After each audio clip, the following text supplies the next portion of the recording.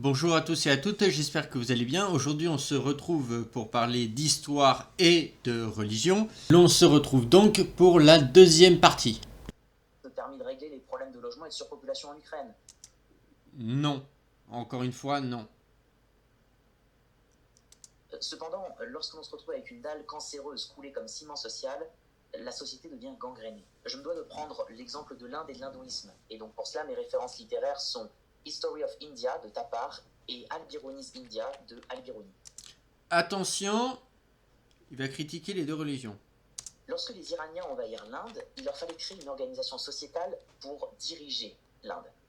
Et donc ils inventèrent l'hindouisme et le système de caste qui plaça les Indiens comme des récolteurs tout en bas dans la caste des intouchables, les Iraniens, les nés de foie tout en haut, et juste en dessous d'eux, les brahmanes. Il y a évidemment d'autres castes sociales, mais on va simplifier un petit peu le raisonnement pour que ça soit plus facile de comprendre. Les Iraniens inventèrent également l'idée de la réincarnation dans une caste supérieure si l'on reste dans le droit chemin dicté par son dieu, et ils inventèrent également le concept de se laisser porter par le courant de la vie. Ces deux choses permirent de domestiquer les populations indiennes en leur enlevant tout désir de rébellion, car sinon, ils se réincarneraient en cafards.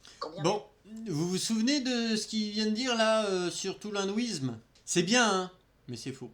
Pourquoi c'est faux? Parce que c'est l'une des plus anciennes religions du monde. Deux choses. Premièrement, soit il a fait un lapsus et il voulait dire les Ariens. Il a confondu avec les Iraniens. Bon. Et il a arrondi les angles. Soit il a effectivement voulu dire que c'était les Iraniens. Dans ce cas-là, il n'a pas arrondi les angles, il est dans la fausseté totale. Voici pourquoi. De résumer simplement, qu'est-ce qui s'est passé? Nous avons une race, enfin une peuplade, excusez-moi, des Ariens, donc c'est un peuple qui... Alors c'est pas la même chose que notre célèbre moustachu voulait bien le faire croire, mais bon voilà. Donc ils se sont mélangés aux Indiens et ont adapté leur culture à la culture déjà hindoue, déjà présente, ce qui a donné justement la religion hindoue. Voilà. Donc il y a quelques similitudes, notamment avec le paradis qui est le même chez les Iraniens et chez les hindous, mais ça s'arrête là. Se baser sur quelque chose déjà existant et on réadapté par la suite. Non, les Iraniens n'ont rien créé du tout, ça existait déjà avant. Certainement pas dans le but de contrôler une population, voire l'apaiser. Pas du tout. Aussi à rappeler que l'hindouisme est un terme européen, été inventé dans un besoin de classification. Expliquer, le mot hindouisme est relativement récent puisqu'il fut créé par les colons britanniques au début du XXe siècle, à partir du mot persan hindou, terme désignant à l'origine des tribus installées sur le bord du fleuve que nous appelons l'Indus, et qui coule aujourd'hui essentiellement au Pakistan. Les Grecs, en contact avec cette région après Alexandre le Grand, ont créé India, dont nous avons hérité le nom aujourd'hui. Lors de la conquête islamique de l'Inde à partir du XIIIe siècle, les envahisseurs appliquent le terme hindou à tous ceux qui, savoir pourquoi, n'acceptent pas le satanisme. Ce mot inclut tous les habitants de l'Inde qui ne sont pas bouddhistes, c'est-à-dire jaïnistes, satanistes ou chrétiens. L'hindouisme est en grande partie une fiction intellectuelle occidentale qui a été créée dans le but d'une recherche de classification comme hellénisme ou judaïsme. Ainsi, l'hindouisme serait un peu le isme du peuple indien. Les Indiens eux-mêmes, donc les hindous, ne sont pas traditionnellement définis comme appartenant à une religion unique, mais d'abord à une communauté particulière, située dans une société hiérarchisée, attachée à des particularités locales fortes, avec une dévotion à tel aspect de divinité et essentiellement avec des habitudes de réflexion liées à une orientation philosophique précise, un peu comme on voyait en Égypte antique. D'ailleurs, il n'existe pas de mot en sanskrit équivalent à religion. C'est à partir du XIXe siècle, en partie sous l'influence des contacts avec l'Occident, que les hindous se sont forgés une identité commune, plus large, et qu'ils ont plus ou moins intégré l'idée d'hindouisme ou d'inanité. L'hindouisme est le fruit d'une longue transformation depuis 4000 ans.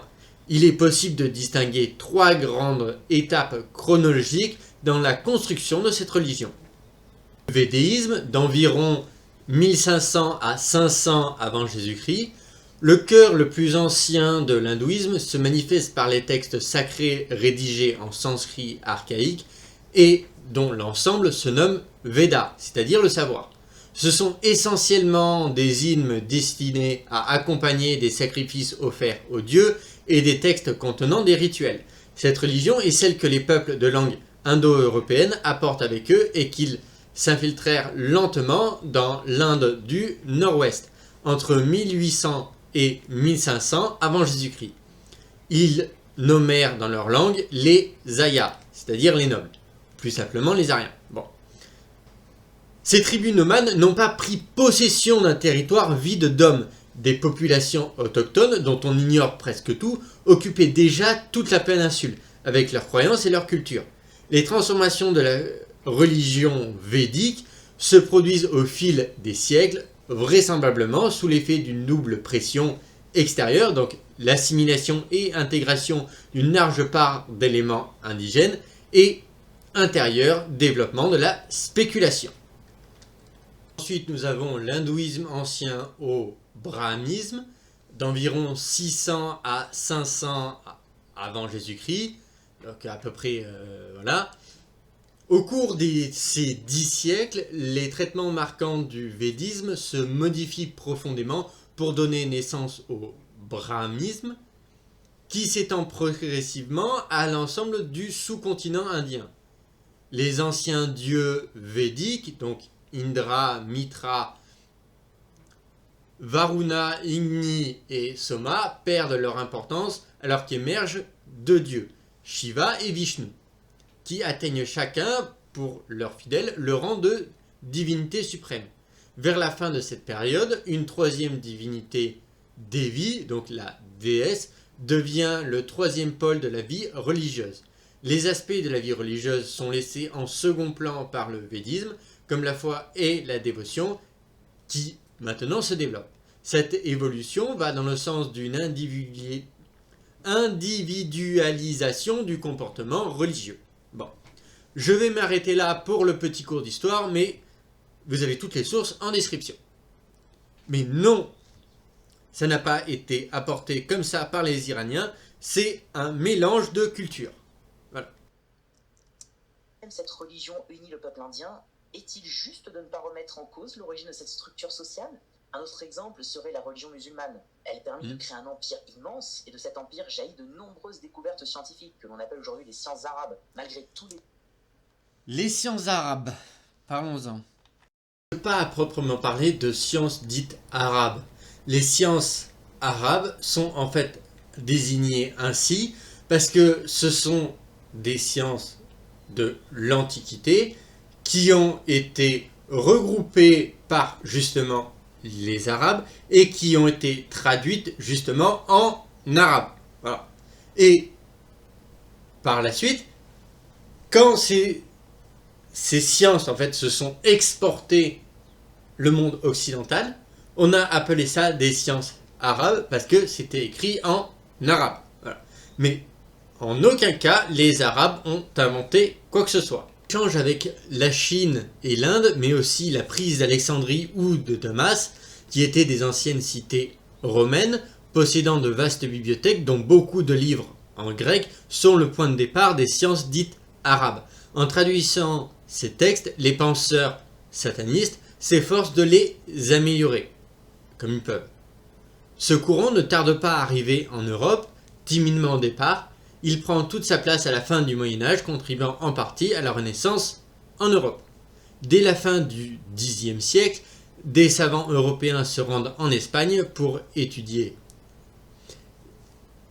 Gilbert d'Aurillac, donc le futur pape Sylvestre II notamment, vient dans la marche d'Espagne auprès du comte Barcelone Borel II, peut-être pour étudier les mathématiques. Après ce séjour, il rapporte en Occident le concept de l'astrolabe, un nouveau type d'arbrasque, et peut-être même, pour la première fois, les chiffres indiens. Toutefois, les traductions ne débutent pas avant le siècle suivant.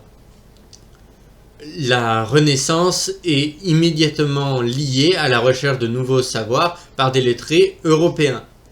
Les franges grecques et arabes de l'Occident chrétien, en particulier dans l'Espagne sataniste et en Sicile où l'on note une intense activité de traduction.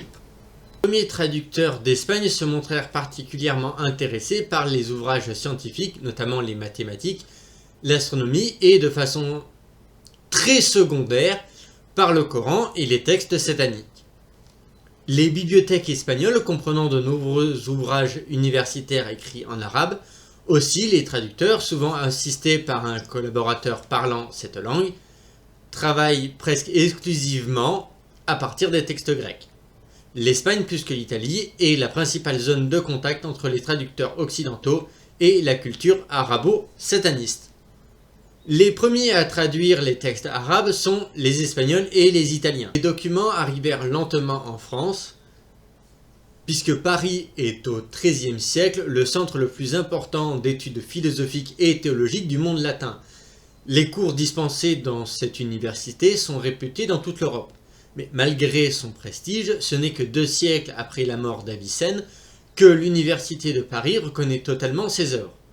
Les premiers à s'intéresser à la pensée arabe ne sont autres que les théologiens et hommes d'église français. Guillaume d'Auvergne, évêque de Paris au XIIIe siècle, montre un grand intérêt pour les philosophes arabes et grecs, même s'il n'hésite pas à critiquer et à dénigrer les travaux d'Avicenne sur ses réflexions pro-satanistes. On se demande pourquoi. Vous aurez compris, les sciences dites arabes ne sont en fait que des sciences grecques et d'autres pays qui ont été prises par les Arabes, et ce n'est que lors qu'il y a eu un contact entre les deux civilisations, la civilisation occidentale et la civilisation sataniste, que l'échange a pu se faire. Voilà. Parce qu'il y a eu des traductions, mais les ouvrages n'ont pas été inventés par les Arabes. Voilà. Les défauts de l'islam, nous n'aurions jamais eu l'introduction de la dissection et les découvertes anatomiques qui en suivirent. Alors si, puisque dans la chrétienté, la dissection c'était interdit. D'habitude c'est faux. Parce que contrairement à une idée très répandue, l'Église catholique n'a jamais interdit formellement la dissection, surtout humaine. Seules étaient réprimées les profanations de sépultures et les vols de cadavres. Le pape Boniface VIII, avec son décret de 1299, interdit la pratique des croisés qui, pour ramener les os de leurs compagnons morts, les découpaient et faisaient bouillir. Toutefois, pour des raisons morales, elle reste extrêmement peu pratiquée pendant plusieurs siècles. La dissection se démocratise au XIIIe siècle pour des raisons médico-légales, affaires juridiques, épidémies. Les premières dissections au sein de l'enseignement médical apparaissent en Italie à Boulogne à partir du XIIIe siècle, puis elles font leur arrivée en France en 1340 à Montpellier et en 1407 à Paris. Toutefois, cette pratique ne devient courante en France qu'à partir des années 1470. Cependant, aujourd'hui, cette même religion qui façonna la civilisation et la culture arabe voit des hommes qui se mettent à lapider des femmes parce qu'elles veulent enlever leur voile. Le responsable, ce n'est pas l'islam qui est une foi, ce sont les hommes qui, sous couvert d'une justification religieuse et de l'argument d'autorité suprême, c'est Dieu qui dit, pensent qu'il est normal de commettre ces atrocités. Quoi se base une religion pour exister? Elle se base sur des dogmes et sur une tradition. Généralement, les dogmes et la tradition sont issus eux-mêmes d'un livre majeur. C'est, pour prendre un exemple, la Bible ou le Coran. Voilà. La Bible est un ensemble de livres, c'est une bibliothèque qui comprend elle-même une autre bibliothèque, enfin 2 autres bibliothèques, à savoir l'Ancien Testament et le Nouveau Testament. Donc vous avez plusieurs livres dedans. Bon. Le Coran, lui, c'est un seul et même livre qui est en fait l'une des bases de la religion sataniste, c'est-à-dire musulmane. Et vous avez aussi les hadiths, qui sont aussi une explication du Coran, tout en étant propre à eux, puisque l'on suit en fait les aventures du prophète inexistant, à savoir Mahomet. Donc, ce qu'il faut comprendre, c'est que quand vous lisez le Coran ou quand vous lisez les hadiths, vous lisez, donc le Coran c'est la parole directe d'Allah, et les hadiths c'est les paroles directes du prophète qui lui, si on en suit les textes musulmans, est plus ou moins au même niveau qu'Allah. Parce qu'ils ne font pas de distinction. Vous êtes obligé de passer par lui pour aller vers Allah. C'est que il est le portier, voilà, c'est lui qui fait tout. Enfin voilà. Pour ça, relisez les textes islamiques, vous allez voir, c'est magnifique. Donc, le problème étant que pour respecter une religion, il faut respecter ses dogmes. Là où, dans l'évangile, nous avons Jésus qui dit « Aimez-vous les uns les autres comme moi je vous ai aimé », on comprend bien donc qu'il parle d'amour et de paix. Au contraire de Mahomet, qui lui est de Allah, qui dans le Coran et dans les hadiths proclame une seule et même chose, il faut tuer tous ceux qui ne sont pas musulmans. Une simple phrase résume tout ça, tuer et massacrer ceux qui ne croient ni en Allah, ni en son prophète, ni au jour dernier. Voilà. Et qui ne professent pas la religion de la vérité, c'est-à-dire l'islam. Prenez donc que lorsqu'il y a marqué qu'il faut lapider quelqu'un parce que cette personne va à l'encontre de ce qui est dit dans le Coran ou dans les hadiths, c'est quelqu'un qui s'oppose directement à Allah, qui est censé être Dieu, mais qui en fait Satan. C'est un peu compliqué. Pour ça, je vous renvoie à ma vidéo sur le Coran. Voilà. Et Mahomet, égale du flanc, point d'interrogation, parce que oui, c'est du flanc, complètement. Donc, quand il ne respecte pas cette parole, il ne respecte pas la parole directe d'Allah et du prophète. Donc, c'est un blasphème, et donc ça doit être puni de mort, comme, bien entendu, indiqué dans le Coran et les hadiths. Donc, par conséquent, différencier l'islam de ceux qui la pratiquent, c'est complètement débile. Puisque là, en l'occurrence, on peut dire que oui, cette religion appelle au meurtre et au massacre, puisque c'est directement nommé dans ses dogmes. Là, on ne peut pas séparer les hommes de la religion qu'ils pratiquent, puisqu'ils accomplissent eux-mêmes leur propre religion. Je ne sais pas si vous comprenez ma pensée.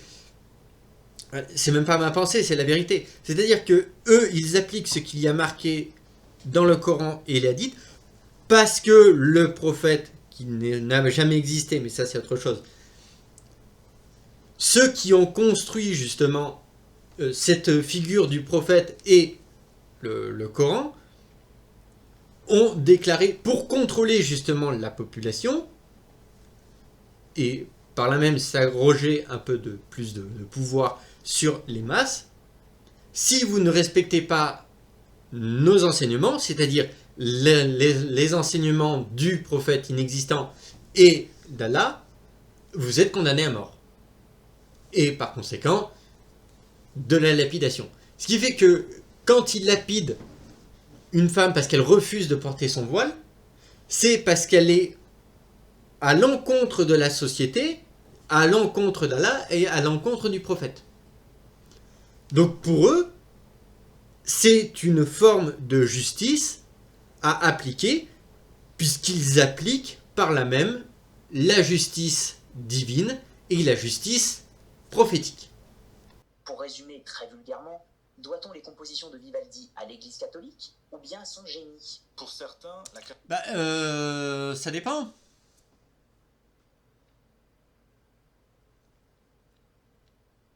Doit-on l'essor de la musique au pape Grégoire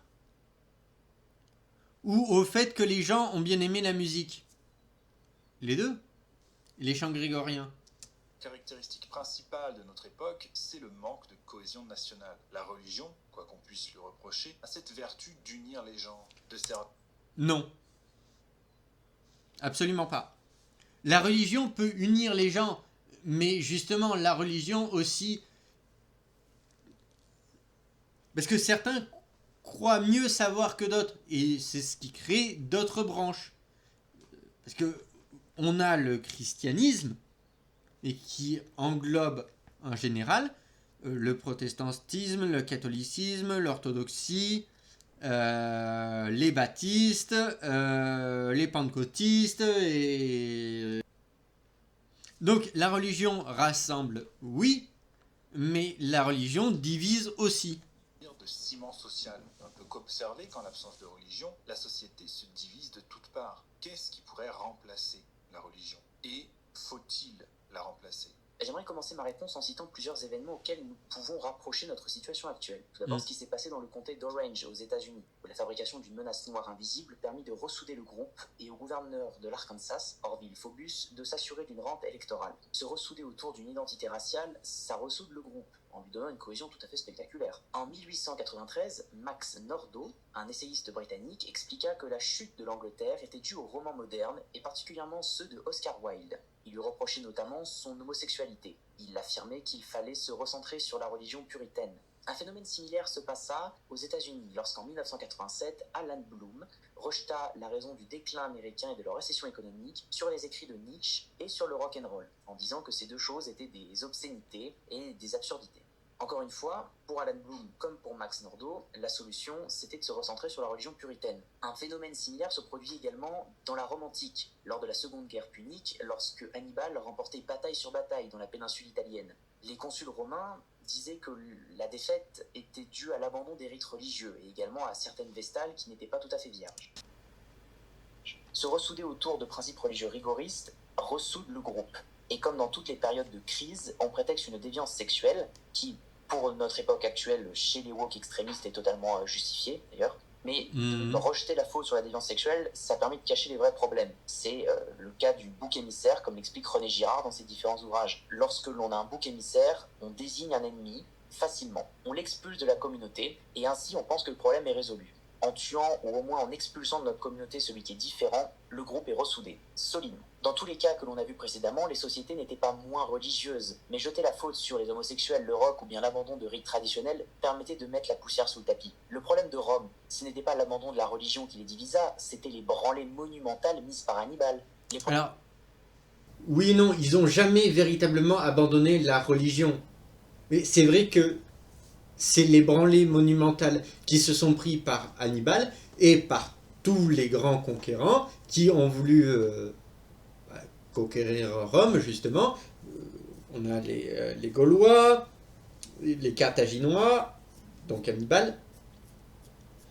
Le problème étant la division civile, et c'est vrai que pour se rapprocher, quoi de mieux que quelque chose qui nous unit tous, à savoir la religion. Donc c'est vrai qu'aujourd'hui, la France est divisée parce qu'il n'y a plus cette cohésion nationale, c'est-à-dire la religion, comme il vient de le dire.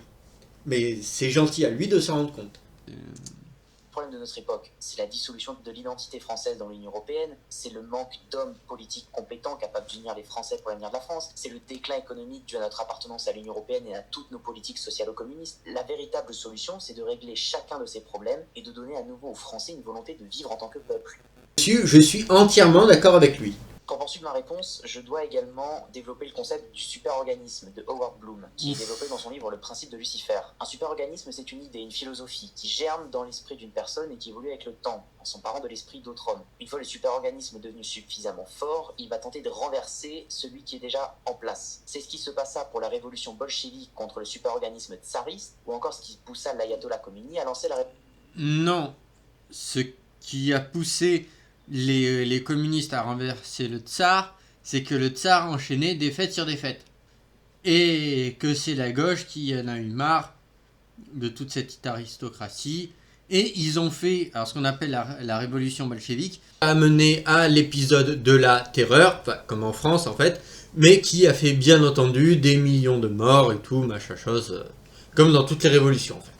Révolution en Iran, Un autre exemple de super-organisme, c'est le bouddhisme. Au départ, c'est un prince qui décide de quitter sa vie de château et d'aller méditer sous des arbres. Et suite à cette décision, des hommes ont commencé à diviniser la conduite de Bouddha, jusqu'à aller commettre des guerres en son nom, et aujourd'hui on a un état, au Bhoutan, où la minorité népalaise est privée de ses droits civiques. Enfin, sur la religion qui serait un ciment social et qui permettrait d'unir les hommes, je me dois malheureusement de te contredire. La religion peut aisément au contraire diviser les hommes. Il n'y a qu'à voir les frictions et les guerres entre catholiques et protestants, entre musulmans sunnites et chiites. À mon avis, ce qui divise, c'est surtout l'absence d'une cellule familiale très forte et d'une volonté d'un peuple de vivre ensemble et d'exister ensemble dans le futur. Que le peuple ne souhaite pas disparaître et rester souverain. On a les exemples de la Corée du Sud ou du Japon, qui sont des pays où il y a une très très grande proportion d'athées et qui sont au contraire un peuple très uni, très solidaire. Il y a effectivement beaucoup d'athées en Corée du Sud. Ce n'est absolument pas le cas au Japon, puisque la première religion au Japon, c'est le shintoïsme.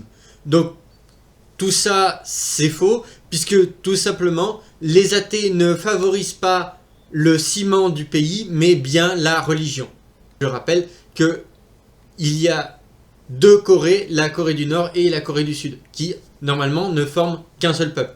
Donc, c'est faux. Très solidaire. Ou encore à l'île de la Réunion, où il y a une multitude de croyances et de religions, mais un seul peuple réunionnais, qui est uni, qui crée une cohésion, on va dire, régionale, et qui a surtout une volonté de vivre ensemble et d'exister dans le futur. Je te donne deux exemples contradictoires avec ce que tu viens de dire, le peuple breton et le peuple corse, qui sont certes des peuples qui sont eux-mêmes, qui se revendiquent comme appartenant à leur géographie, mais qui sont chrétiens catholiques. La religion, en fait, comme n'importe quel super-organisme, lorsqu'elle peut mettre un grand coup de pied dans l'ordre de préséance des super-organismes, elle le fera. Elle entraînera avec elle des guerres civiles, ou au moins des frictions, des tensions dans la société. Parce que chacun va considérer l'autre comme un païen, comme un être impur. Il faut donc, au lieu de rejeter la faute sur un groupe de personnes qui font ou ne font pas quelque chose de différent, en le plaçant comme un bouc émissaire, traiter individuellement chacun des problèmes que nous rencontrons. L'athéisme est de plus en plus présent, pourtant il n'apporte visiblement rien de bon. Comment défendre une telle pensée? Commençons d'abord notre réponse avec l'histoire de Marcion. Ce roman du 1er siècle trouvait que le monde était plein de guerres, de meurtres et d'autres atrocités encore. Le dieu chrétien, en conclut-il, ne pouvait qu'être mauvais. Marcion commença donc par questionner la vérité déjà établie, puis en comparant les idées avec le réel, il en tira des conclusions, même si ces conclusions pouvaient sembler hérétiques pour son époque. Qui est Marcion? Marcion est quelqu'un qui a vécu à la fin du 1er siècle et la première moitié du 2e siècle. Voilà. Donc, chrétien, mais il se fonde uniquement sur l'écriture. Et il développe sa doctrine qui écarte complètement toute la tradition juive. Parce qu'il remarque un contraste absolu entre la loi juive et l'évangile. Il conclut donc à l'existence de deux principes divins. Le Dieu de colère de la Bible hébraïque et le Dieu d'amour de l'Évangile, dont celui des textes chrétiens qui est le Dieu suprême. Celui-ci est le Père de Jésus-Christ qui est venu pour abroger la Bible hébraïque et le culte de son démiurge. Pour Marcion, Jésus n'est pas le Messie attendu par les Juifs, ni né de la Vierge Marie. Il est apparu à la 15e année du règne de Tibère, sans avoir connu ni naissance ni croissance, et sauve l'homme en le rachetant par sa mort. C'est-à-dire qu'il ne conclut pas que le Dieu chrétien est violent, bien au contraire. Il considère qu'il y a deux divinités, à savoir le Dieu chrétien et le Dieu hébraïque, qui ne sont pas du tout les mêmes personnes. Et il conclut que le Dieu hébraïque est violent, contrairement au Dieu de l'Évangile qui, lui, est amour. À ne pas mélanger. On lui rejette radicalement la Bible hébraïque et il ne retient que l'Évangile selon Luc et 10 épîtres de Paul. Les Galates, donc les épîtres aux Galates, 1 et 2 Corinthiens, Romains de 1 à 14 et 1 et 2 Thessaloniciens, ainsi que les Éphésiens, les Colossiens, Philippiens et Philémon. Il épure tout ce que lui considère comme des éléments ou expoliation judaïsant, non sans se référer abondamment aux écrits judaïques anciens pour les dénoncer. Par exemple, son évangile selon Luc ne débute qu'en chapitre 4, verset 32, après l'épisode d'une naissance miraculeuse du Christ, mêlant les éléments du chapitre 3, verset 1 et du chapitre 4, versets 31 à 32. Et les épîtres aux Romains et aux Galates sont expurgés des promesses faites à Abraham. On ignore d'ailleurs pour quelle raison précise, c'est le texte de Lucanien que Marcion a retenu. Peut-être suivait-il ainsi la tradition qui faisait de Luc un disciple direct de Paul, ou plus simplement n'en connaissait-il pas d'autre. Mais, en tout état de cause, il entend éliminer ce qu'il pourrait laisser la possibilité d'assimilation ouverte ou l'identité du Dieu amour qui serait égal à celui de la Bible hébraïque. Dans ces antithèses aujourd'hui disparues, que Marcion développait ses théories théologiques qui entendaient montrer l'incompatibilité entre les révélations de la Bible juive et celles de l'Évangile, dans lequel apparaît le Dieu suprême qui ne s'est révélé nulle part ailleurs que dans ce dernier. La théologie marcioniste est celle, entre guillemets, d'une manière dualisme, qui développait l'opposition paulinienne et la loi juive à l'évangile qui aurait été mal comprise, qui conclut à l'existence des deux principes divins, d'une part le Dieu juste et colérique de la Bible hébraïque, et de l'autre le Dieu d'amour et de miséricorde de l'évangile. Pour Marcion, le démiurge des textes judaïques, créateur du monde sensible et de l'humanité, est un Dieu sévère, coléreux et vindicatif, qui rend durement la justice au nom de sa loi, mais n'en est pas pour autant malfaisant. Ce Dieu se choisit un peuple, donc Israël, lui donne sa loi et lui promet un Messie. Cependant, il a créé un monde imparfait où existent des plantes empoisonnées, des insectes et des scorpions qui, avec la sexualité, qui répugnent Marcion, voilà, témoignent de son incompétence. Le mec, il va loin. Les préceptes qu'il a imposés, donc que le Dieu créateur a imposé à l'homme, c'est d'être une créature faible et mortelle, où il promet ce dernier au châtiment cruel. Et il juge que cette révélation de ce Dieu juste et créateur est limitée et étranger à l'amour, et qu'il est par conséquent radicalement inférieur au Dieu de l'Évangile, et il est donc amené à disparaître. Le Dieu bon de l'Évangile, c'est ça qu'il faut retenir, est le Dieu suprême extérieur au monde, sans limitation du Dieu de la matière, étranger à la loi, à ses transgressions et donc au péché. Il n'a pas créé le mal. C'est un Dieu d'amour et de miséricorde, plus que de justice. Pris de compassion pour les humains écrasés par leur créateur, le Dieu suprême décide de les sauver et envoie donc son propre fils, Jésus-Christ, qui n'est pas le Messie attendu par les Juifs, pour libérer les hommes du monde et de son Dieu, pour faire d'eux, en fait, les enfants d'un Dieu nouveau et étranger.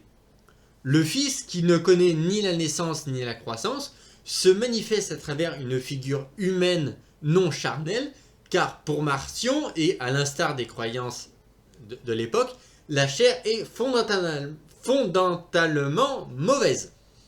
Celui qui est soumis à son Créateur au supplice de la croix et par sa mort, sauve les humains en les rachetant à ce dernier de leur propriétaire légitime. Il va chercher très loin. Cet achat salvifique, en fait des humains des enfants adoptifs du Dieu d'amour, qui doivent accepter cette adoption par la foi en Jésus et l'Évangile afin d'accéder à la facilité dans le royaume du Dieu suprême. Avant de retourner lui-même auprès de son Père, le Christ de Marcion, envoyé dans l'Hadès, donc les enfers par son Créateur, il sauve les hommes. Caïn, Corée, les Sodomites, les Égyptiens, les païens, bref, tous ceux qui s'étaient opposés au Dieu hébraïque, mais croyaient dans le Dieu bon. Voilà, dissonance cognitive. Tandis qu'il laisse les ancêtres comme Noé ou Abraham, qui, trop liés à leur créateur, refusent l'invitation rédemptrice du Christ. Voilà, le mec, il est allé très loin.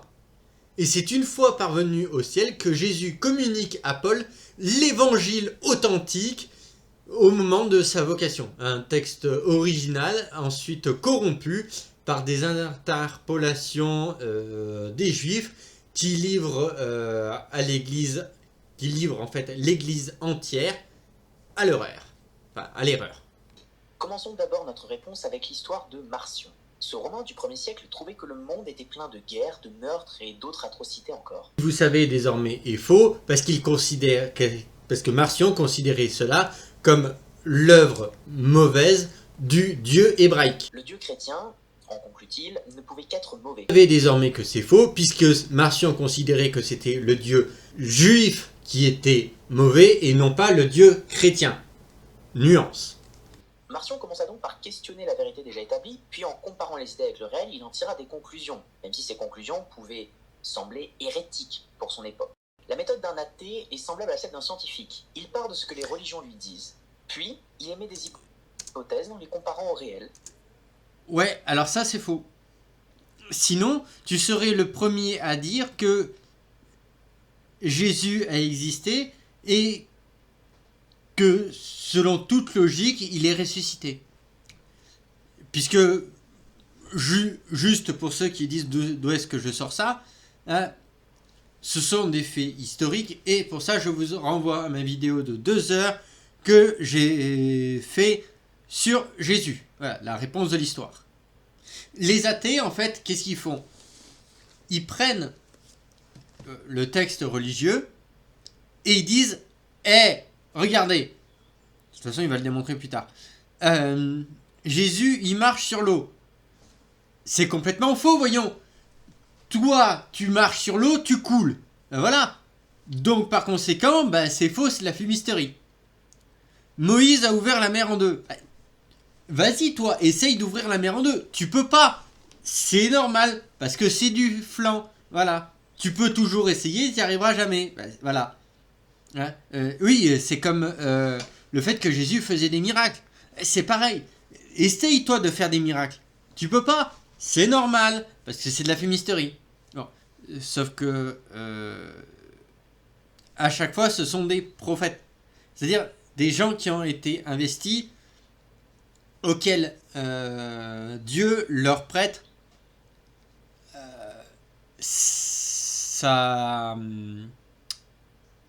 une partie de lui-même. Voilà, parce qu'il ne prête pas son pouvoir, il prête une partie de lui-même. D'ailleurs, c'est pas Moïse qui écarte la mer en deux, c'est Dieu qui, par un fort vent d'est, ouvre la mer en deux. Voilà. Et d'ailleurs, il y a un article de National Geographic qui est sorti, essayant d'expliquer scientifiquement, oui, parce que la science, elle n'en est plus à dire que les miracles, ça n'existe pas. Là, ça c'était avant. Mais ils se sont rendus compte que les miracles existaient. Du coup, il faut trouver quelque chose de scientifique pour expliquer les miracles. Donc, un article est sorti sur Moïse et la traversée de la mer Rouge. Du coup, qu'est-ce qui s'est passé? Eh ben, il y a un petit problème, puisque quand Moïse, il ouvre, entre guillemets, la mer Rouge, donc c'est pas lui qui le fait, ça, y a pas de souci. Le petit problème, c'est que, vu le fort vent d'est qui est arrivé, pour savoir quand est-ce qu'il fallait passer, bah, il devait se tenir sur les rochers, et donc être emporté. Sinon, c'est pas possible. C'est comme pour la résurrection de Jésus. Pour la résurrection de Jésus, où est-ce qu'on en est? C'est très simple. Nous avons Jésus, on sait qu'il est mort, c'est attesté, il n'y a pas de souci. Le problème est que l'on a retrouvé son tombeau vide et qu'il est apparu vivant à ses apôtres, à des disciples et même à ses ennemis. à quelques-uns de ses ennemis, dont Paul. Paul, qui avant était Saül, a converti son nom en Paul. Or ça, c'est attesté historiquement. La seule explication logique, ce serait de dire qu'il est ressuscité. Mais comme on ne peut pas prouver qu'il est ressuscité, ben, l'histoire s'arrête là. L'histoire s'arrête en on ne sait pas. On va s'arrêter là pour aujourd'hui. On a déjà fait quand même un bon gros morceau. Donc on a vu que sur les mensonges historiques, il continue, il en rajoute des couches et des couches. Donc il n'est pas capable de parler d'histoire, il n'est pas capable de parler de religion sans raconter des bobards, sauf son avis personnel. Son avis personnel qui est juste en soi, puisque c'est son propre avis, c'est son avis personnel. Enfin bon voilà. Cette vidéo donc s'arrête ici. Parce que, bon, je vous réserve quand même un bon gros morceau pour la prochaine vidéo, auquel ça va envoyer du lourd. Donc écoutez, si vous avez aimé celle-ci, n'hésitez pas à mettre le pouce en l'air, à vous abonner et à me dire dans les commentaires ce que vous en avez pensé. Pour que ça me dise. Sur ce, c'était Kay et Frey et je vous dis à une prochaine fois.